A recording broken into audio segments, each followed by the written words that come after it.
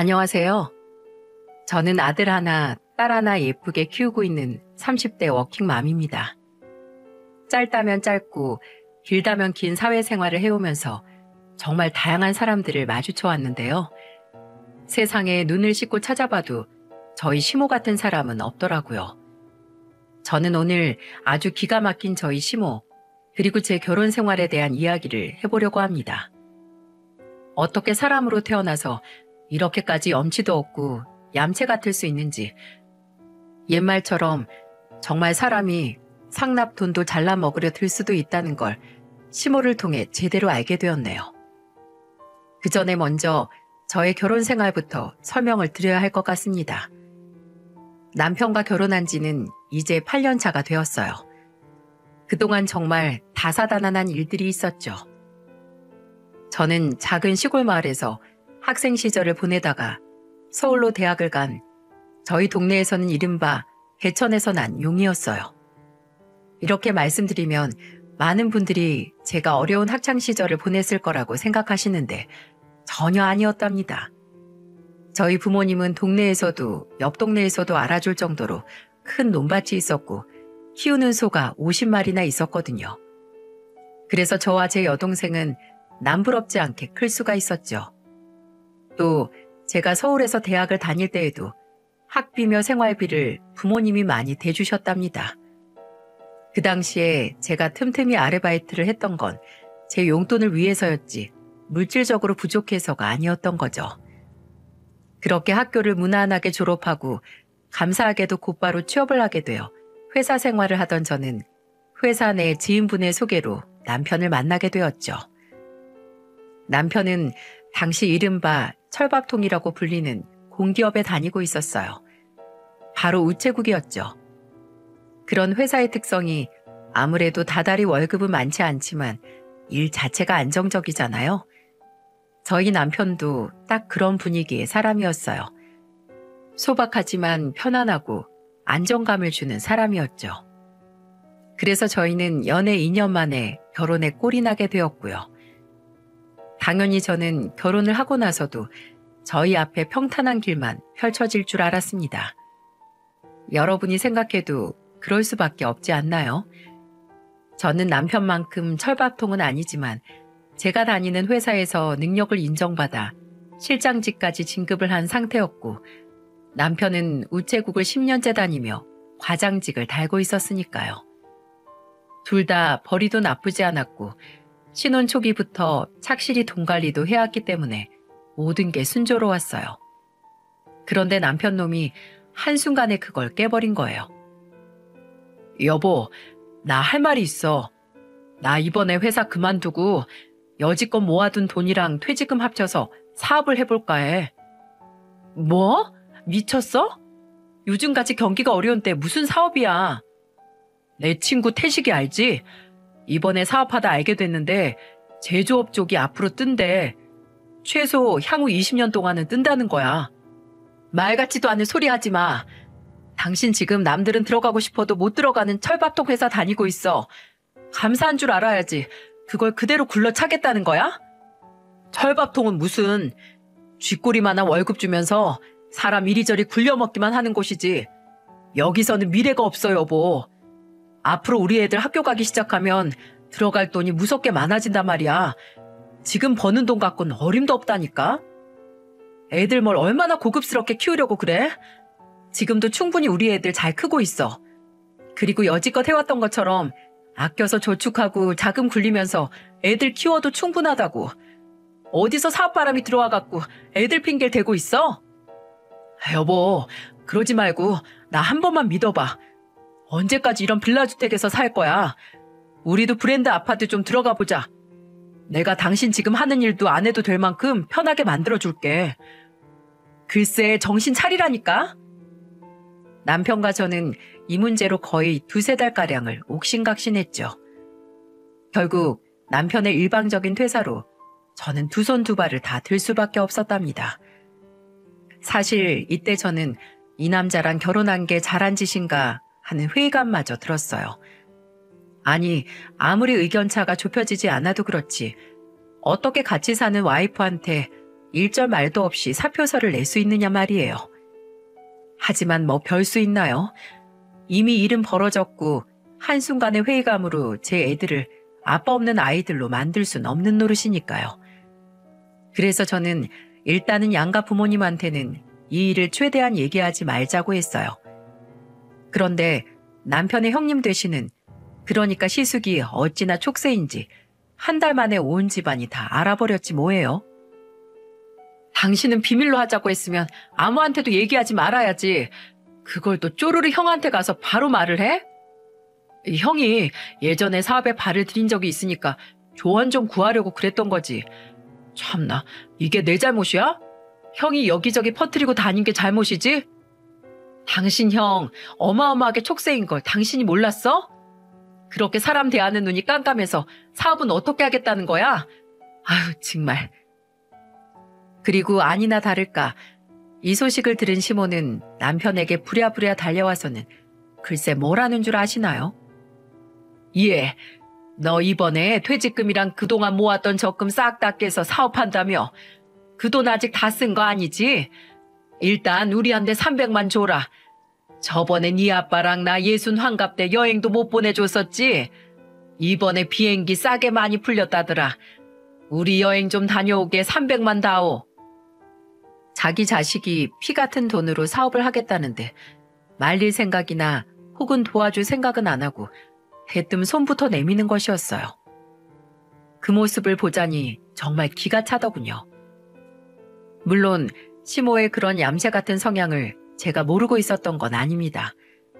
하지만 그래도 그 전에 저희 부부가 누가 봐도 그렇게 큰 수입은 없을 땐 얌체짓이 그렇게 심하지는 않았거든요.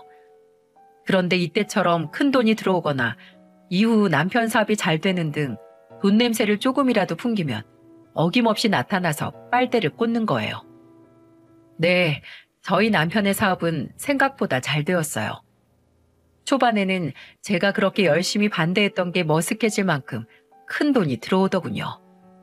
그러자 남편은 제 앞에서 기가 살았는지 아주 어깨도 이만큼 높아지고 콧대도 하늘 높은 줄 모르고 높아졌어요.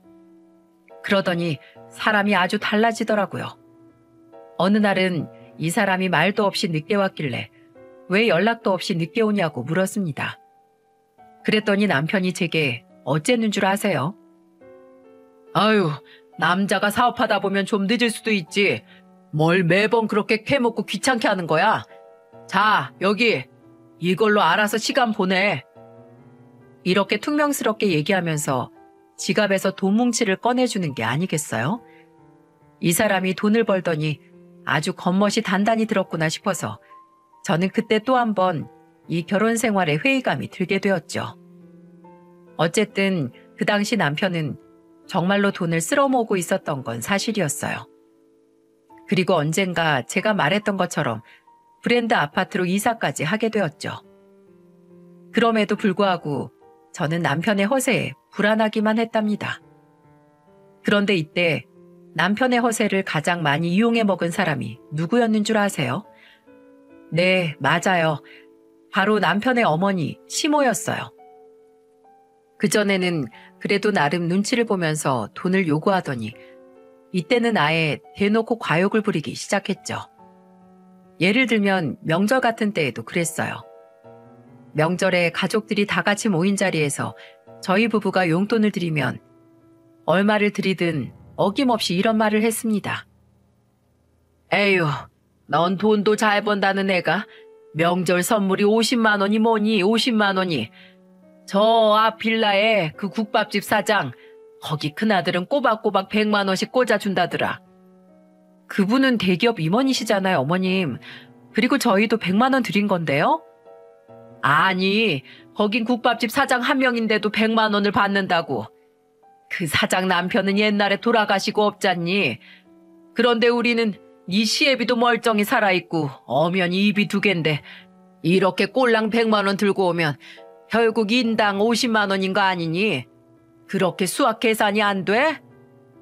어머니, 그 집 큰아들은 애가 없지만 저희는 애가 둘이에요. 게다가 연년생이라 곧 있으면 나란히 학교 들어갈 거고요. 애 키우는데 들어가는 돈이 얼만데 지금 수중에 있는 돈을 어머님 아버님 용돈으로 다 쓰라는 말씀이세요? 뭐? 이렇게 저와 시모가 조금씩 언성이 높아질라 치면 시부는 아무 소리 안 하고 조용히 관망하다가 한두 번씩 시모에게 그만하라는 듯 툭툭 옆을 치곤 했죠. 하지만 절대 적극적으로 말리진 않았어요. 그러다 보다 못한 남편이 쑥 끼어들어서 시모가 원하는 대로 해줘버렸어요. 아유, 됐어, 그만해. 알았어, 엄마. 지금 계좌로 보낼게. 그럼 됐죠? 뭘 이거 몇 푼 가지고 그렇게 따지고 있어? 저는 주방으로 쏙 들어가 버리고 시모는 그냥 제 아들이 주는 돈 보면서 희희낙낙 며느리 욕하기 바빴답니다. 저는 그 모습이 꼴보기 싫어서 커피에 설탕을 안 타고 드리기도 하고 일부러 주방에 있는 병뚜껑이란 병뚜껑은 죄다 최대한 세게 잠궈놓는 등 복수를 했어요. 또 한 번은 신우이 생일이라고 해서 다 같이 모여 예약해놓은 식당으로 가는 길이었어요. 하필이면 저와 아이들 그리고 시모와 신우이 이렇게 5명만 따로 제 차로 출발을 하게 되었죠. 그런데 뒷좌석에 앉은 시모가 어김없이 그러는 겁니다. 예, 요즘 음식물 쓰레기도 자동으로 처리해주는 게 있다더라. 설거지하다가 그냥 흘려내리기만 하면 된대. 아, 그거 하나 딱 설치하면 좋을 텐데. 요즘 무릎도 시리고 영 몸이 좋지가 않어. 그거 하나 설치하려면 싱크대 다 뜯어 고쳐야 하는데 지금 사시는 집에는 어려워요. 그럼 집을 하나 사주던지. 지금 저희 집 융자가 어머님 집 시세보다 비싸요. 저와 시모의 대화가 또 조짐이 좋지 않자 조수석에 있던 신우이가 제 편을 들어줬어요. 엄마는 뭔 집을 사달래. 이번에 혜미 시집갈 때 걔네 시댁에서는 혼수까지 싹 다 해줬다더라. 엄마는 올케 언니한테 그런 것도 안 해줬으면서 뭘 집을 사달래? 엄마가 올케 언니 생일에 전화 한 번 한 적이 있어? 너는 시끄러워 이 기집애야. 맨날 지 엄마한테 말하는 말버릇이 아주. 그런데 그때 마침 방지턱이 높은 게 보이더라고요. 그래서 저는 브레이크도 안 밟고 그 방지턱을 그대로 지나갔어요. 뒷좌석에 있는 사람들, 그러니까 제 아이들과 시모는 엉덩이가 반뼘은 공중에 떴을 거예요. 물론 한참 몸이 가볍고 천진난만한 아이들은 까르르 하고 웃었지만 시모는 아니었죠.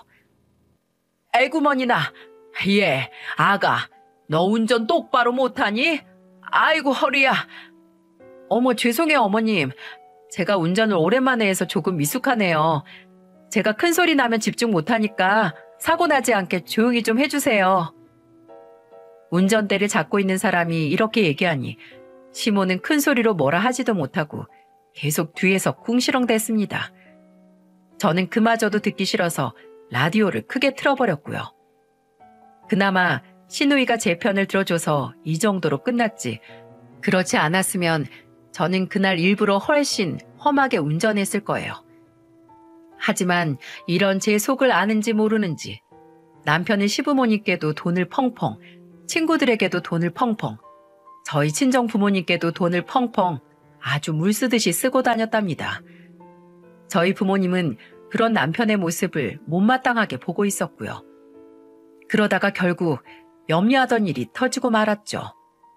언젠가 한번 사달이 나겠구나 싶었는데 정말로 남편의 사업은 얼마 못 가 큰 타격을 입게 된 것이었습니다. 자세한 내막은 모르지만 대기업과의 거래에서 큰 사건이 터진 것 같았어요. 그래서 남편은 한동안 정말 말 그대로 눈코 뜰 새도 없이 뛰어다니며 어떻게든 수습을 해보려고 했던 모양이었어요. 그런데 그게 잘 안 됐는지 어느 날부턴가 아예 출근을 안 하더라고요. 당신 뭐해? 오늘 출근 안 해? 나가면 뭐해? 이제 다 끝났는데. 당신 직원들은? 그럼 당신 사무실은 어쩌고? 대책 없이 회사 안 나가면 장땡이야? 정신 차려 이 사람아. 지금 내가 나가도 내가 할 수 있는 게 아무것도 없다고. 그럼 적어도 피해를 최소화하려고 해봐야지. 접을 때 접더라도 최대한 덜 피해보고 접어야 할 거 아니야. 지금 빚이 얼만데. 아이 몰라. 나 좀 내버려둬.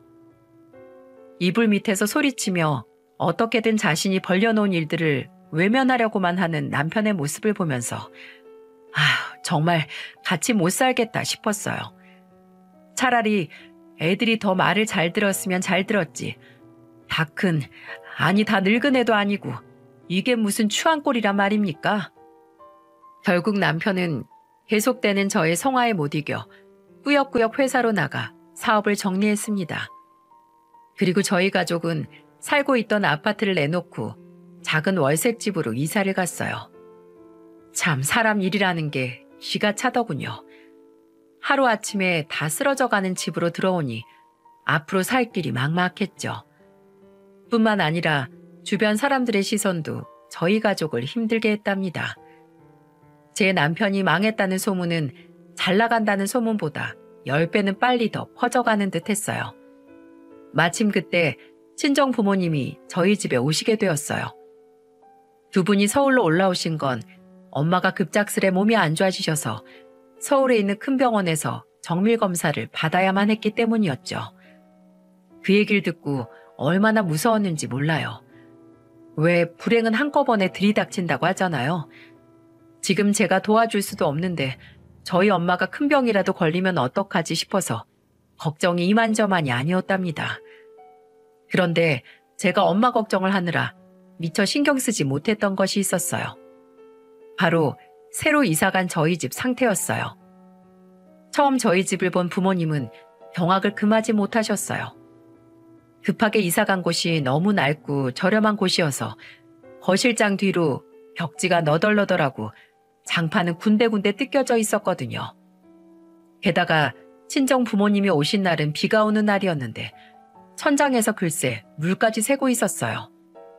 아빠는 무서운 표정으로 제 남편을 불렀어요. 자네, 나랑 얘기 좀 하세. 그렇게 둘이서 안방으로 들어가 이야기를 나눴는데 대충 들어봐도 남편이 아빠한테 싹싹 비는 소리였습니다. 그렇게 천지분간 못하고 돈을 펑펑 써대고 허세를 부리더니만 어떻게 집안꼴을 이렇게 만들어 놓을 수가 있나? 그것도 애가 둘이나 있는 집을. 애들이 이런 환경에서 어떻게 자랄 수가 있겠느냐 말이야. 자네가 그러고도 한 집안의 가장인가? 장인어른, 제가 정말 잘못했습니다. 이렇게 한순간에 사업이 망할 줄은 몰랐습니다. 그땐 손만 대면 다 돈이 벌리는 것 같아서 제가 다시 열심히 일해서 전부 메꾸겠습니다. 저 한 번만 더 믿어주십시오. 어떻게 직원이 10명이 넘는데 그렇게 경거망동할 수가 있나? 어떻게 처자식이 있는 사람이 이렇게 생각이 짧고 무모할 수가 있어? 이래갖고 어떻게 자네한테 내 딸과 손주들을 다시 맡길 수가 있겠느냐 말이야. 저희 아빠는 어지간히 속이 상하신 건지 한동안 남편 혼을 내시고는 방에서 나오셨어요. 나오실 때 문틈으로 살짝 보니 남편은 풀이 죽을 만큼 죽어 있었죠. 저는 그런 남편을 그대로 내버려 두고 친정 부모님을 버스터미널까지 배웅해드리러 나갔는데요. 아빠는 자꾸만 무슨 말씀을 하시려고 하다가 마시고 또 하려다 마시는 걸 반복하다가 그대로 본가로 내려가셨죠. 그로부터 일주일 뒤 친정 아빠한테서 전화 한 통이 걸려왔어요. 수연아, 너 집 좀 알아봐라. 집? 무슨 집? 너 애기들이랑 그런 집에서 계속 살 수는 없잖니. 애들 키우는데 환경이 얼마나 중요한데 그런 집에서 한 32평짜리로 한번 알아봐라. 웬만하면 아파트로. 요즘 인천 시세가 어떻게 되는지 잘 모르겠는데 그걸 아빠가 해주시려고요? 한번 알아나 봐봐. 그리고 아빠한테 다시 연락해라. 아빠의 말씀대로 알아보니 그 당시 인천의 32평 아파트의 평균 시세가 한 4, 5억 정도 되더라고요. 그래서 알아본 내용을 말씀드리니 아빠는 논밭의 대부분을 처분하시고 저희에게 그 아파트를 마련해 주셨어요. 저희 아빠가 평생을 관리해왔던 논밭이었는데 당신 딸과 손주들을 위해 처분하셨다고 하니 전 마음이 정말 좋지 않았고 동시에 너무나 감사했죠. 그래서 그 아파트를 계약한 날 바로 남편과 함께 본가로 내려가 친정 부모님께 감사하다고 큰절을 올렸습니다. 특히나 남편은 장인어른이 정말 생명의 은인이라며 울먹거렸죠. 그런데 그런 저희 남편에게 아빠가 딱 이렇게 말씀을 하시는 겁니다. 내 딸과 내 손주들을 위한 집인데 자네가 왜 감사 인사를 하나? 아빠의 말을 듣고 남편은 뒤통수를 세게 한 대 맞은 듯 네?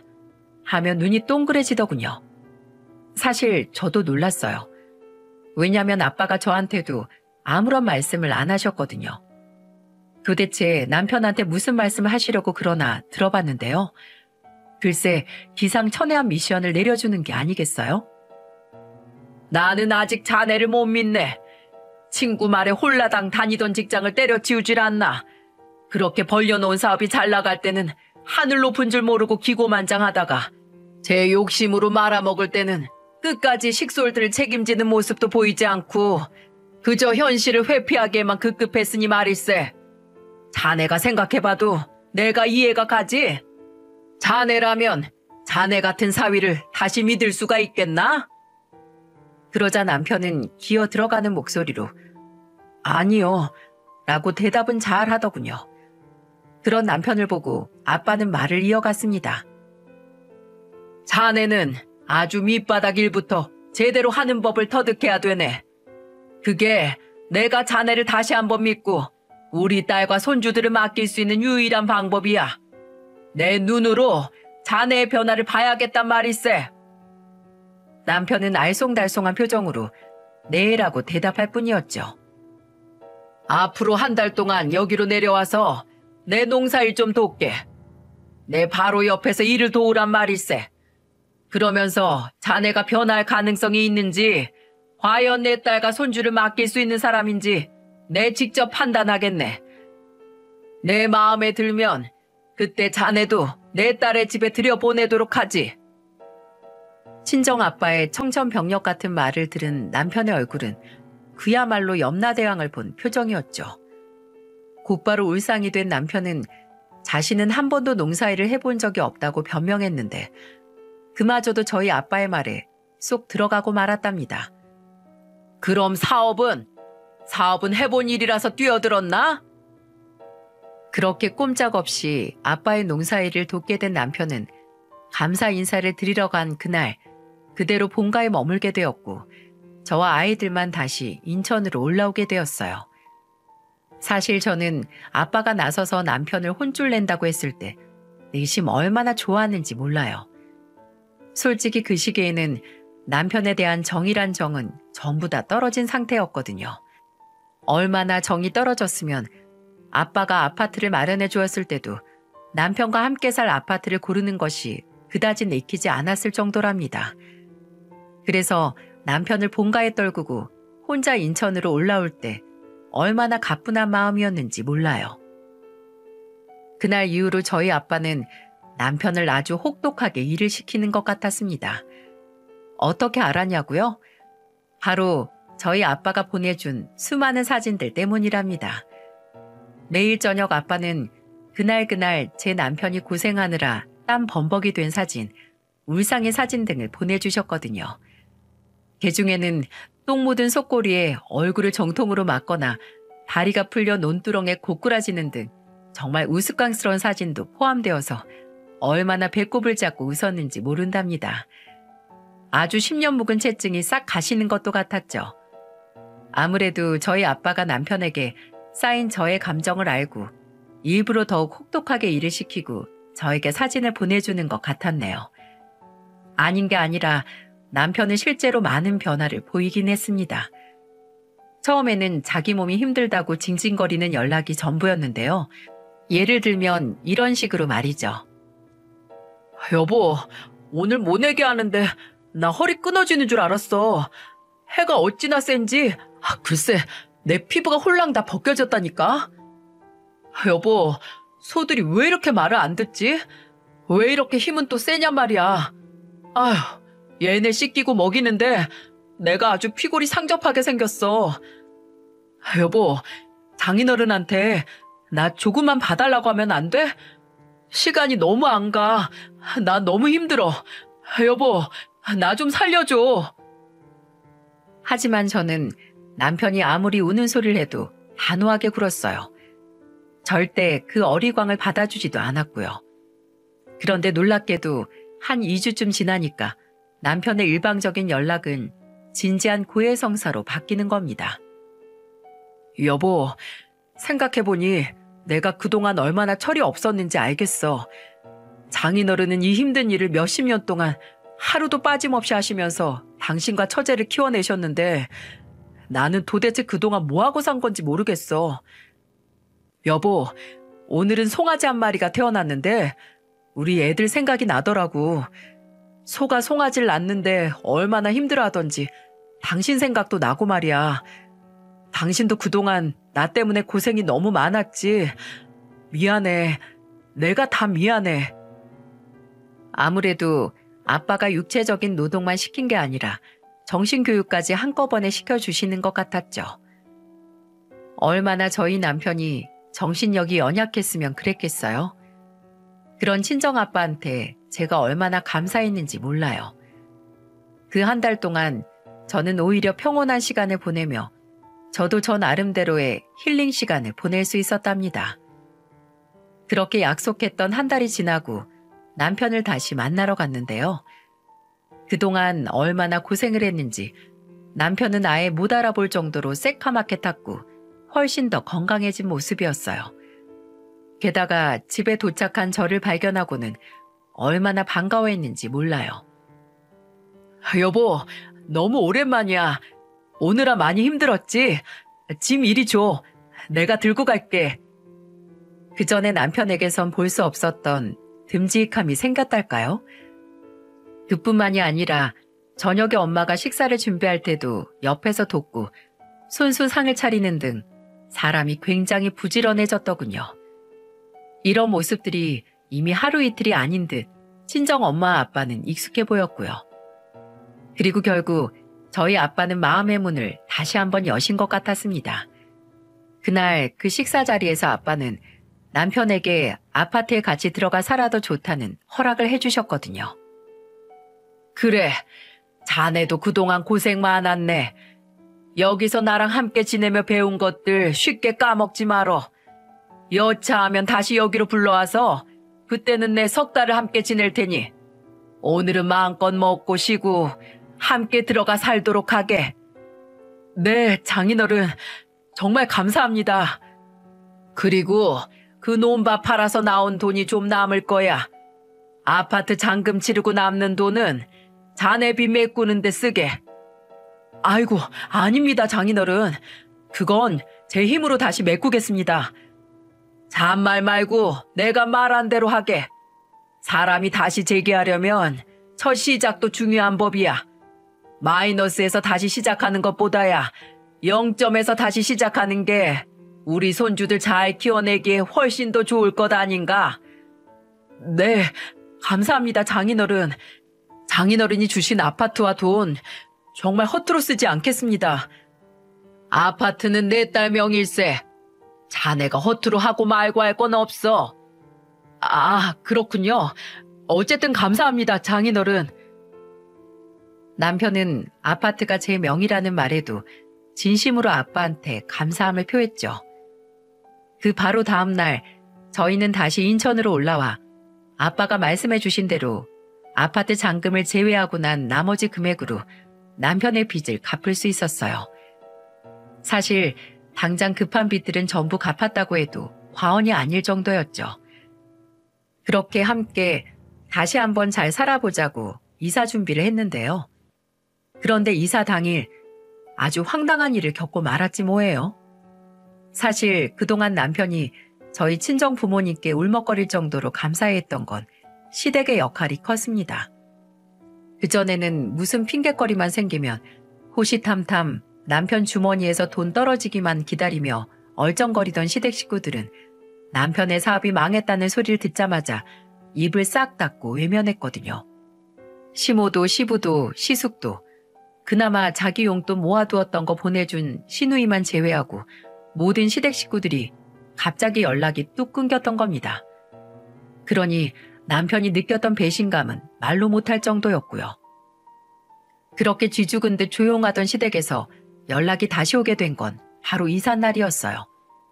한창 이사하느라 바쁜 와중에 전화를 걸어 대충 네네 하고 받았는데 그게 시모였어요.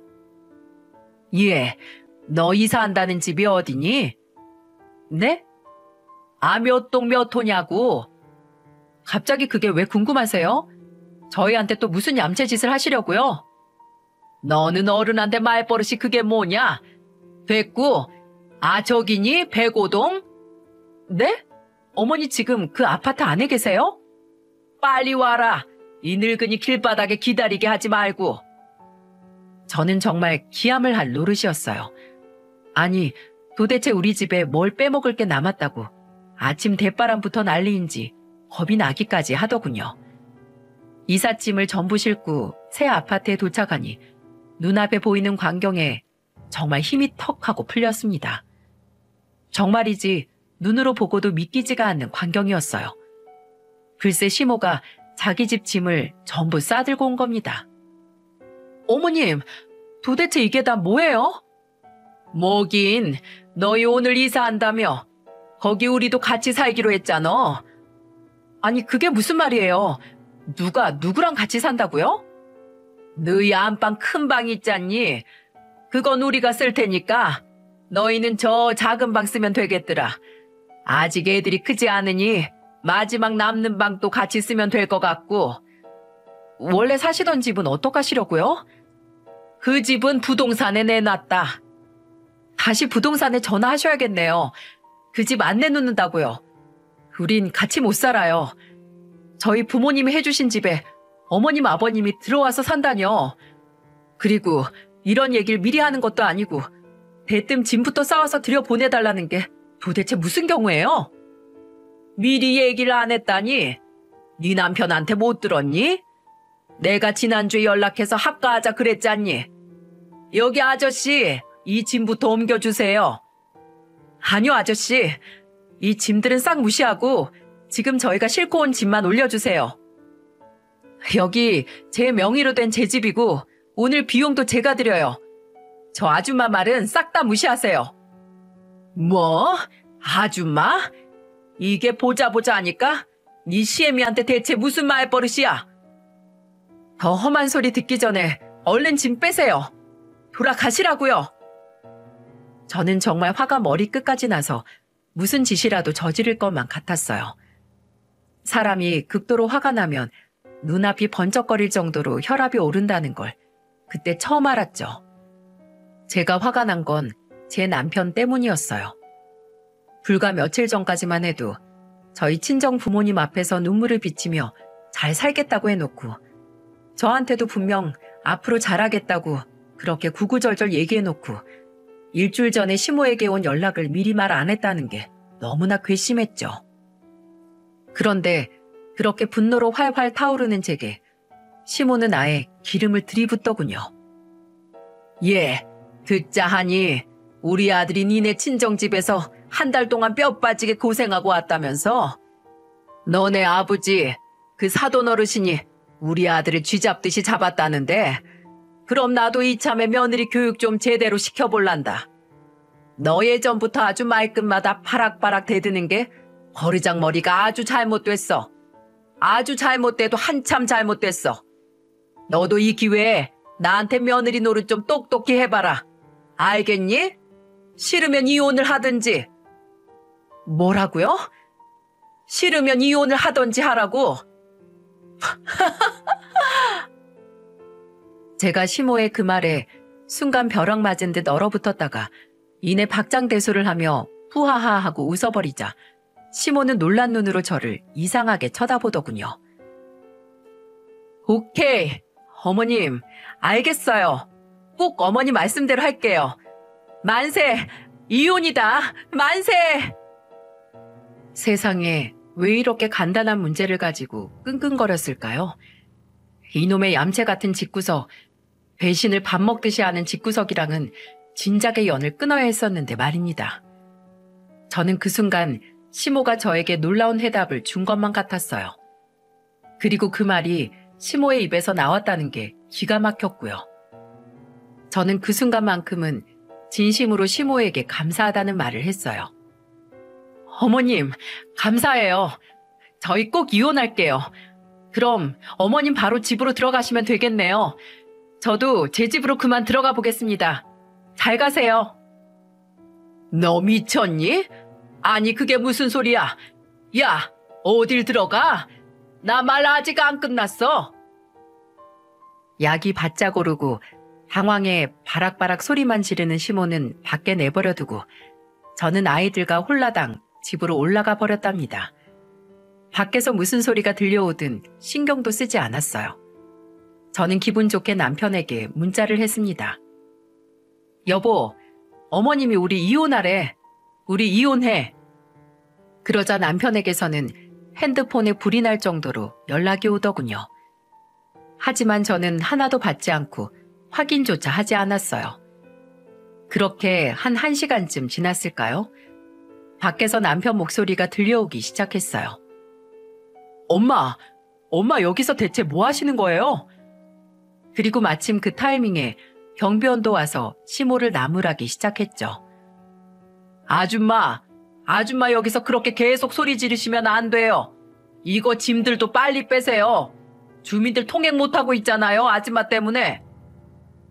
뒤이어 남편의 목소리가 들렸는데 남편은 정말 그동안의 서름이 다 담긴 듯한 목소리였어요. 그 목소리를 들으니까 제가 남편을 오해했다는 걸 깨닫게 되었어요. 남편의 모습을 제 눈으로 똑똑히 봐야 제대로 믿을 수 있을 것 같아서 저는 베란다를 통해 그 두 사람을 지켜봤습니다. 다행히 저희 집은 3층이라 두 사람의 모습이 아주 잘 보였어요. 엄마, 지금 무슨 짓을 하신 거예요?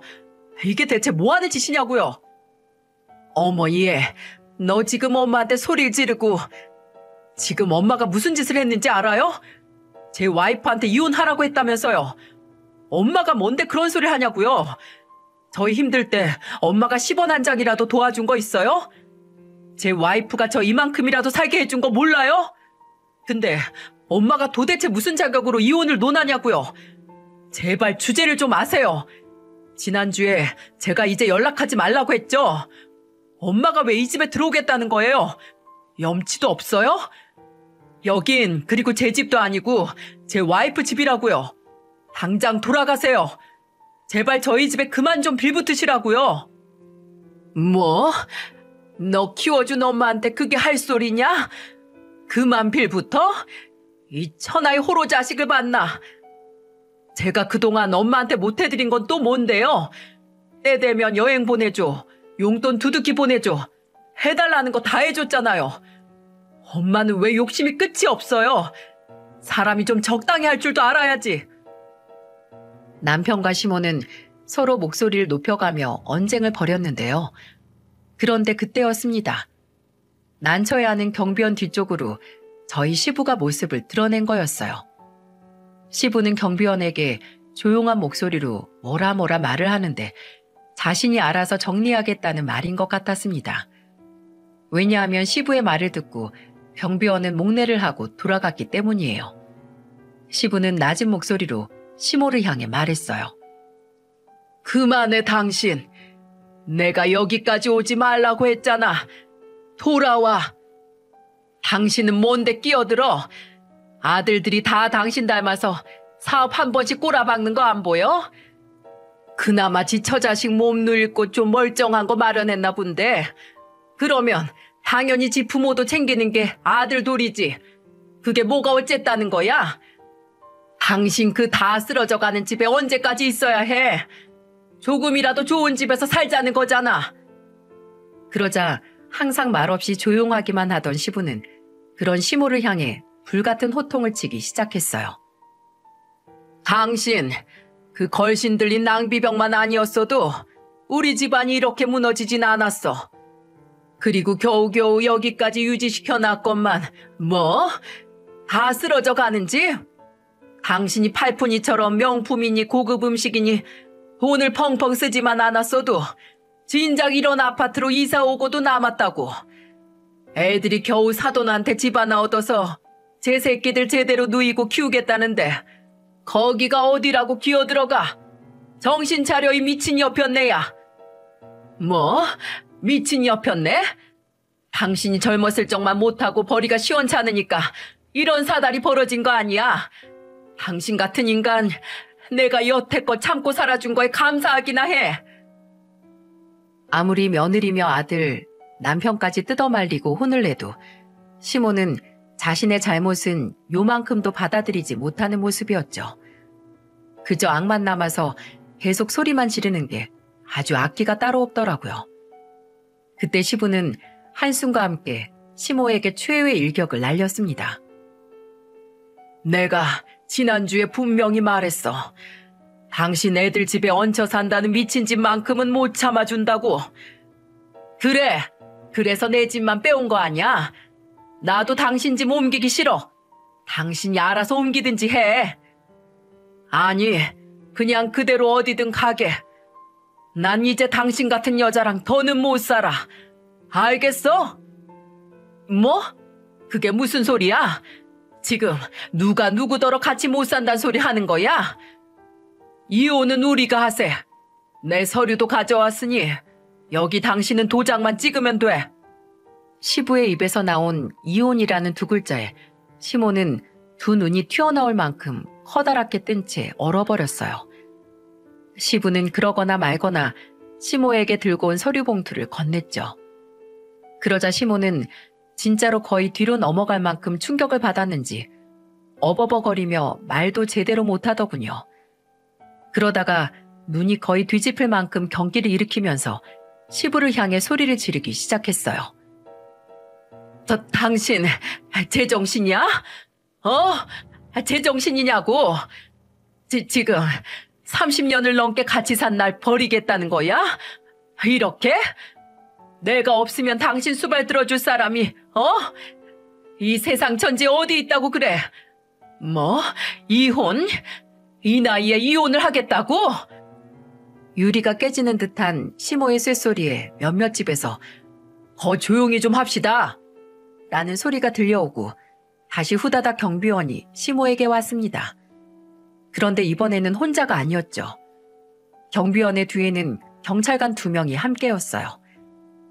그 경찰관에게 시모를 손으로 가리키며 뭐라고 하는데 아마도 내쫓아달라는 말이었던 것 같았는데요. 그 모습을 보고 시부가 그 경찰관들에게 다가가 또 뭐라 잠시 말을 하더군요. 그 말을 다 들은 경찰관은 시부에게 가벼운 목례를 하고 본격적으로 시모를 끌어내기 시작했어요. 나 여기 주민이라고. 주민 될 사람이라니까. 뭐라고 말 좀 해봐. 아들, 엄마 좀 구해줘, 아들. 아니, 아저씨들 지금 실수하는 거라고. 민중의 지팡이가 사람 잡네 아주. 경찰이 사람 잡아. 이거 놓고 얘기해. 나 여기 살 거라고. 시모가 너무나 온 힘을 다해 몸부림을 치자 끌어내던 경찰관 중 한 명이 도저히 못 참겠다는 듯 시모에게 소리쳤어요. 여기도 엄연한 아파트 사유지입니다. 신고받고 온 경찰한테 이렇게 대하시면 공무집행 방해죄로 처벌받으실 수 있어요.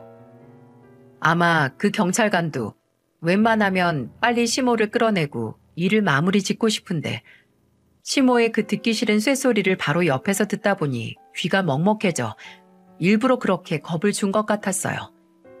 왜냐면 시모에게 경고를 하면서도 그 틈을 타 귀를 막는 모습을 봤거든요. 경찰관의 말에 시모는 겁을 먹었는지 곧바로 비 맞은 똥개 마냥 꼬리를 내리더군요. 그렇게 경찰관에게 끌려가는 시모의 처량한 모습이 제가 본 시모의 마지막 모습이었답니다. 이 사건으로 인해 남편도 많이 놀랐지만 저 역시 상당히 많이 놀랐어요. 특히 시부의 결정적인 한방이 많이 놀라웠죠. 그도 그럴 것이 평소 시부가 워낙 아무 말도 없고 시모를 따라다니니 저는 둘이 한편인 줄로만 알았거든요. 그런데 과거 시모의 낭비벽으로 인해 그런 아픔을 겪었다는 것에 대해선 까마득히 모르고 있었던 거죠. 곧이어 시부는 저희 남편을 토닥이며 그만 들어가 보라고 말했습니다. 이에 남편은 잠시 머뭇거리다가 곧 집으로 올라오더라고요. 저는 말없이 남편에게 문을 열어줬죠. 남편의 얼굴을 보니 굉장히 혼란스러워하면서도 한편으로는 후련해하는 것 같기도 했어요. 그리고 시부는 정말로 시모와 이혼을 했습니다. 약 한 달 뒤에 남편을 통해 소식을 듣게 되었죠. 이혼이 말이 쉽지 실제로 하려면 재산 분할부터 생활 정리하는 게 쉬운 일이 아닌데 나이도 꽤나 있는 시부가 결단력 있게 전부 처리했다는 게 굉장히 의외였어요. 그래서 궁금한 것도 물어보고 싶은 것도 많았지만 시부는 원래 무뚝뚝하던 그 성정대로 남편에게조차 자세한 얘기는 잘 하지 않았다고 했어요. 그래서 제가 몇 가지 물어보아도 시원하게 대답을 들을 수 있었던 건 이런 몇 가지밖에 없었어요. 그럼 원래 두 분 계시던 집은? 그 집은 어떻게 하기로 했대? 그건 원래 아버지 거라서 아버지가 그대로 사실 거야. 부동산은 그대로 갖고 재산에서만 일부 분할을 했대. 일부가 아니지 꽤 많이 해드렸다며. 두 분이서 같이 사신 세월이 있으니까 어쩔 수 없지. 근데 엄만 그걸 갖고도 돈 없다고 계속 연락을 해오니까 아휴 언제쯤 정신 차리시려고 그러는지 원. 그럼 어머니는 어디서 사신대? 경기도 외곽에 원룸 월세로 들어가셨다나 봐. 당신은 잘 모를 거야. 거기가 이모들 있는 곳이라서 그리로 간 것 같아. 그렇게 돈만 주거라고 밝히더니만 결국 그 나이에 이혼당해 혼자가 된 시모는 그곳에서 구걸을 하고 산다고 했어요. 이혼 후 받은 재산으로 먹을 것도 입을 것도 마련할 수 있었을 텐데 죽어도 일은 못한다며 선택한 게 구걸이라니 솔직히 많이 충격적이었죠. 예전에 어디선가 노숙을 하는 사람들이 전부 거지는 아니라는 말을 들었던 게 사실이구나 싶었어요. 사람이 제 구실을 제대로 못한 채 욕심에 집어삼켜지면 그런 괴물이 된다는 걸 직접 두 눈으로 보게 되니 무섭기도 했죠. 아들과 함께 배우는 한자 학습지에 이런 글이 나오더군요. 손자 삼요라고요. 사람에게 가장 해가 되는 세 가지 중에는 분에 넘치게 사치를 부리는 것과 일하지 않고 놀기만 좋아하는 거. 이 두 가지가 포함된다는데 시모의 꼴이 딱 그 꼴이었던 거죠. 그러니 사람이 망가지지 않을래야 않을 수가 있겠어요? 특히 자녀를 키우면서 저는 오히려 더 성실하고 정직한 모습을 보이기 위해 우리 아들, 딸에게 떳떳한 엄마이기 위해 매 순간 노력하게 되던데 시모라는 사람은 참 다시 생각해도 신기한 사람이 아닐 수 없어요. 그렇게 나이가 60을 넘기도록 제 고집만 부리다가 스스로를 망가뜨렸으니 말입니다. 반면 저희 남편은 제 친정아빠 덕에 전에 없던 성실한 모습으로 일하는 바람직한 일꾼으로 거듭났습니다.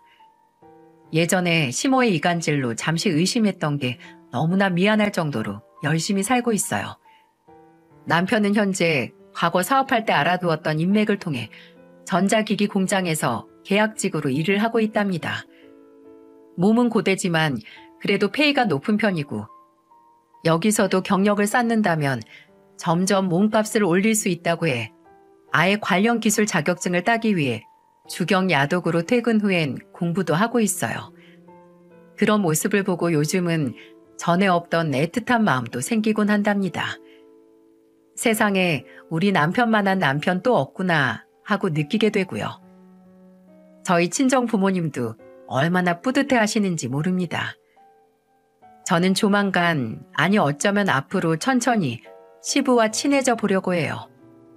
그동안 너무 말씀이 없으셔서 제가 많이 오해한 부분이 많은 것 같아 죄송한 마음에 앞으로는 더 잘해드리려고요. 저의 이런 파란만장한 결혼 생활에 대한 이야기를 들어주신 모든 분들께 정말 감사드려요. 여러분의 가정에 오늘도 평안이 가득하시길, 저희 시모와 같은 그런 아기는 멀리 달아나게 되길 진심으로 바랍니다.